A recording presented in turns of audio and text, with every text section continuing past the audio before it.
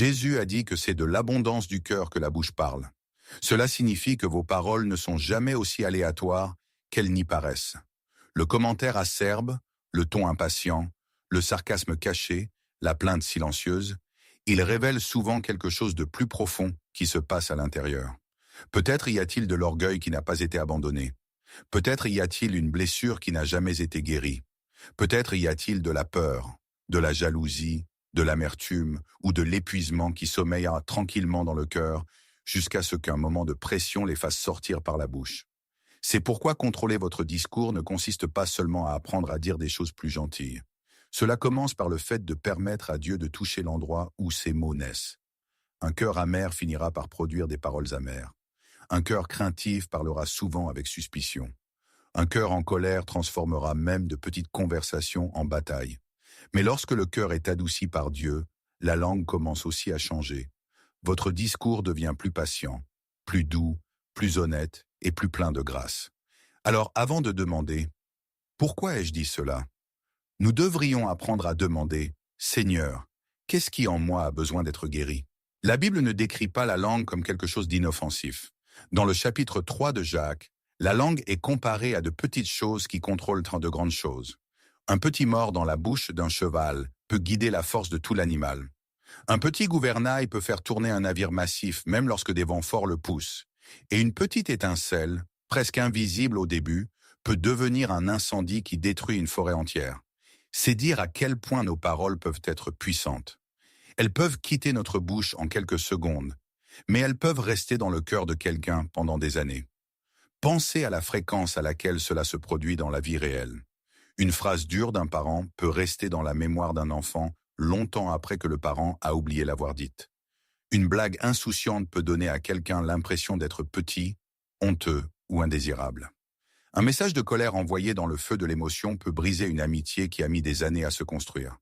Une conversation pleine de commérage peut discrètement nuire au nom d'une personne, même si elle n'est pas là pour se défendre.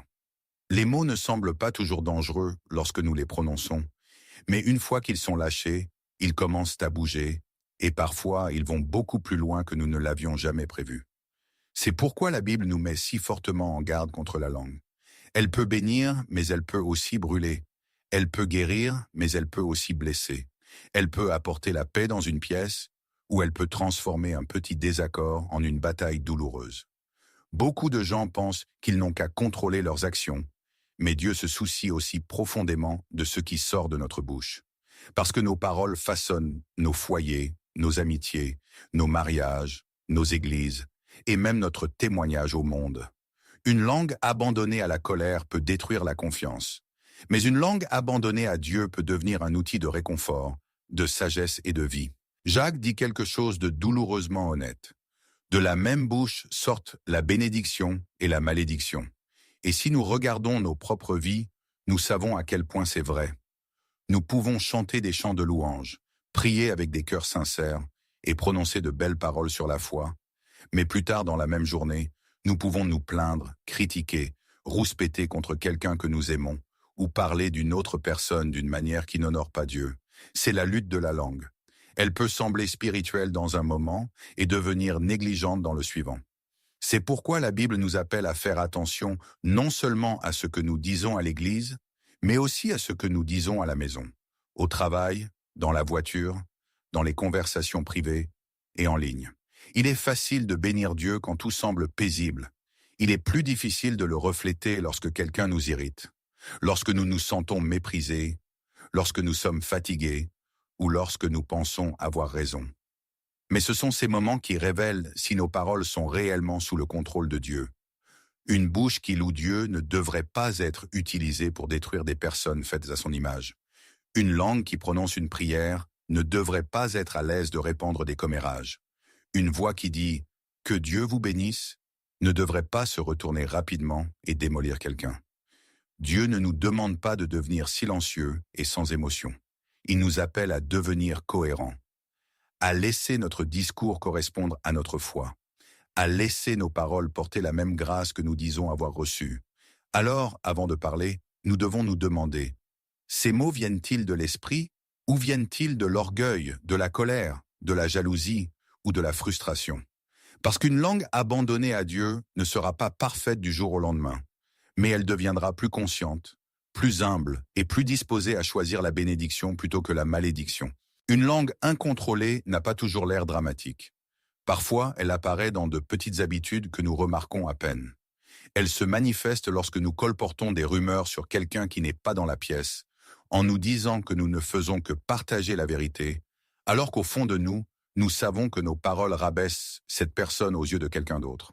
Elle se manifeste lorsque nous nous plaignons si souvent que la négativité devient l'atmosphère qui nous entoure. Nous ne nous en rendons peut-être pas compte, mais les plaintes constantes assombrissent lentement notre esprit, affaiblissent la gratitude et rendent chaque pièce plus pesante. Elle apparaît aussi dans les accès de colère. Un ton dur peut transformer un petit problème en une blessure profonde.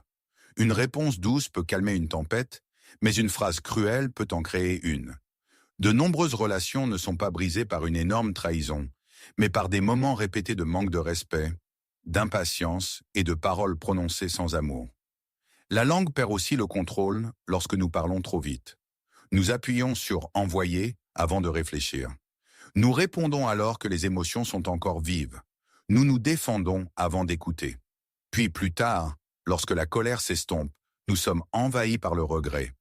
Et aujourd'hui, ce problème est encore plus dangereux parce que nos paroles ne restent plus dans une seule pièce. Elles peuvent être affichées, partagées, copiées, transférées et diffusées à des personnes que nous n'avions jamais l'intention d'atteindre. Une phrase écrite dans la frustration peut voyager plus loin qu'une conversation ne pourrait jamais le faire. C'est pourquoi la Bible nous appelle à ralentir. Toute pensée n'a pas besoin de devenir une phrase. Toute opinion n'a pas besoin d'être affichée. Toute émotion ne mérite pas d'être exprimée. Parfois, la sagesse commence lorsque nous faisons une pause suffisamment longue pour laisser Dieu diriger notre réponse. L'une des principales raisons pour lesquelles nous ne parvenons pas à contrôler nos paroles est que nous essayons de le faire uniquement par la force de la volonté. Nous nous disons « Aujourd'hui, je ne me mettrai pas en colère. Je ne me plaindrai pas. Je ne colporterai pas de ragots. Je ne dirai rien de dur. » Et pendant un petit moment, nous pouvons réussir. Mais ensuite, quelqu'un appuie sur le mauvais bouton. Un moment stressant arrive. Un message nous irrite. Une personne dit quelque chose qui nous semble injuste.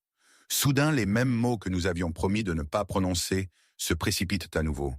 C'est alors que nous réalisons que le problème est plus profond que la seule maîtrise de soi. Jacques dit qu'aucun être humain ne peut maîtriser la langue. Cela ne signifie pas que le changement est impossible. Cela signifie que nous ne pouvons pas le faire sans Dieu. La langue est liée au cœur, et le cœur a besoin de plus que de la discipline. Il a besoin de transformation. Si la colère remplit le cœur, la colère finira par façonner les mots. Si l'orgueil est assis à l'intérieur, la bouche essaiera toujours de se défendre, de corriger ou de prouver qu'elle a raison. Si l'amertume est cachée à l'intérieur, même les conversations simples peuvent avoir un tranchant. C'est pourquoi nous pouvons nous comporter calmement à l'extérieur pendant un certain temps, mais exploser lorsque la pression expose ce qui n'a jamais été guéri. Une autre raison de notre échec est que nous ne gardons pas ce qui entre dans nos cœurs. Nous remplissons nos esprits d'arguments, de manque de respect, de peur, de jalousie et de comparaison constante, puis nous nous demandons pourquoi notre discours devient dur ou négatif. Ce que nous regardons, ce que nous écoutons, avec qui nous passons du temps et ce sur quoi nous méditons, façonnera lentement nos paroles.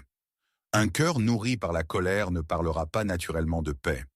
Un cœur nourri par les ragots ne protégera pas naturellement les autres. Un cœur nourri par l'orgueil ne parlera pas naturellement avec humilité. Et enfin, nous échouons parce que nous ne faisons pas de pause avant de parler. Beaucoup de nos plus profonds regrets viennent de paroles prononcées trop vite. Nous répondons avant de prier, nous réagissons avant d'écouter. Nous parlons alors que les émotions sont encore brûlantes. Mais la sagesse commence souvent dans la pause.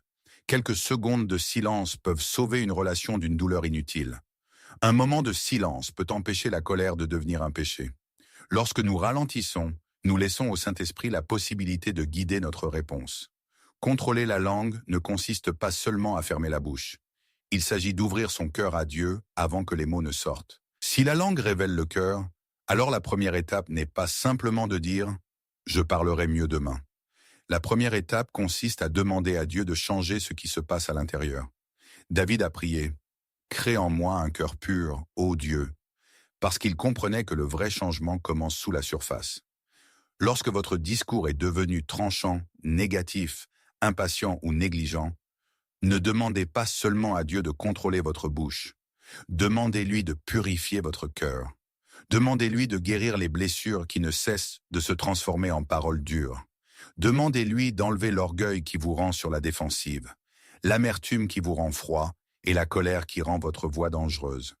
Une langue transformée commence toujours par un cœur transformé. La prochaine étape consiste à inviter le Saint-Esprit dans vos conversations avant qu'elles ne se produisent. Beaucoup de gens ne prient qu'après avoir dit quelque chose de mal, mais la sagesse consiste à apprendre à prier avant que le moment de pression n'arrive. Seigneur, guide mes paroles aujourd'hui. Aide-moi à écouter avant de répondre. Aide-moi à parler avec patience. Aide-moi à ne pas utiliser la vérité comme une arme. Lorsque le Saint-Esprit conduit votre cœur, votre discours commence à porter son fruit. L'amour change votre ton.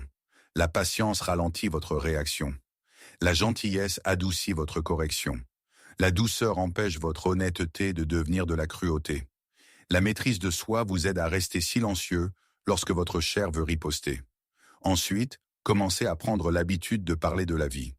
N'attendez pas que l'encouragement vous semble naturel. Choisissez-le à dessein. Prononcez des paroles qui renforcent votre famille. Prononcez des paroles qui apportent la paix dans votre foyer. Prononcez des paroles qui rappellent aux gens qu'ils ne sont pas oubliés, qu'ils ne sont pas inutiles, qu'ils ne sont pas au-delà de l'espoir. Une simple phrase peut devenir un cadeau lorsqu'elle est prononcée au bon moment. Je crois en toi. Je te suis reconnaissant. J'avais tort.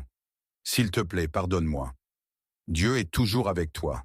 Ces mots peuvent sembler petits, mais ils peuvent soulever un cœur lourd plus que vous ne le pensez. Et lorsque les émotions montent, ralentissez.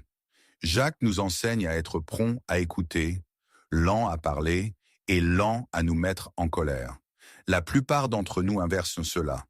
Nous sommes prompts à parler, lents à écouter et prompts à nous mettre en colère. Mais une personne qui est façonnée par Dieu apprend à faire une pause. Avant de répondre, demandez-vous, est-ce que c'est aimant? Est-ce nécessaire? Est-ce sage? Cela représentera-t-il Christ? Si la réponse est non, le silence peut être la chose la plus spirituelle que vous puissiez choisir à ce moment-là. Vous n'êtes pas obligé de gagner tous les arguments. Vous n'êtes pas obligé de répondre à chaque insulte. Vous n'êtes pas obligé de prouver chaque point. Parfois, la personne la plus forte dans la pièce est celle qui peut retenir une parole blessante et laisser Dieu gouverner son esprit. Lorsque Dieu commence à changer votre façon de parler, la première chose que les gens peuvent remarquer n'est pas que vous parlez plus, mais que vos paroles portent un esprit différent. Votre maison est moins tendue parce que votre ton n'est plus toujours tranchant. Vos relations deviennent plus sûres parce que les gens ne se sentent plus attaqués à chaque fois qu'il y a un désaccord. Vos conversations deviennent plus paisibles parce que vous n'essayez plus de gagner tous les arguments, de corriger toutes les erreurs ou de faire vos preuves à chaque instant. Une langue abandonnée à Dieu ne devient pas faible. Elle devient sage. Ce genre de discours apporte la guérison. Les proverbes disent que la langue du sage apporte la santé, et c'est exactement ce que les paroles divines peuvent faire. Elles peuvent calmer un cœur craintif. Elles peuvent restaurer quelqu'un qui a honte. Elles peuvent donner du courage à une personne qui est sur le point d'abandonner. Elles peuvent apporter du réconfort dans le deuil, de la patience dans le conflit et de l'espoir dans les endroits où les gens n'ont entendu que des critiques. Vous ne saurez peut-être jamais à quel point une phrase douce peut affecter quelqu'un. Une parole prononcée avec grâce peut rester dans le cœur d'une personne comme une lumière dans une pièce sombre. Mais le plus grand exemple est Jésus.